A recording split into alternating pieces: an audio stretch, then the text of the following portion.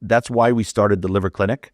So in the UK, to get a FibroScan is a 1 to 2 year wait list with the NHS. Wow. If you go private, it's incredibly expensive. We're data-driven and evidence-based, so I don't want people just to be taking deliverance and saying, oh, I feel better, I don't know if I feel better.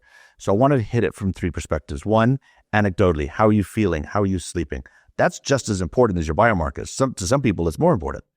Let's look at your biomarkers. So we get a blood test and a scan, you take deliverance, and then we test you again at 3 months and 6 months. So the proof is in the pudding and in the data. And then thirdly, you hit that with scientific study, observational studies. Who are the people using your product and endorsing it? What studies have you done? How much science is behind it? What are you using technology? What innovations are you using? We use all 3 of those to try to get efficacy and results. I'm trying to prevent people from getting chronic disease. So we need to really be getting ahead of it. I think it's really important to note, and I was the head of cardiology at Mayo Clinic in UK, and I was saying you need to be looking at fatty liver for your cardiovascular patients. He said, of course you do. He said, well, there's not a correlation. I said, let me get this straight. What are the 2 main causes of cardiovascular disease? He said, type 2 diabetes and metabolic syndrome. Correct. The foundation for both of those is fatty liver.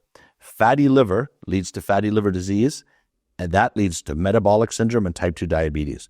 If you want to look at cardiovascular risk, you need to come back and check on your liver health first.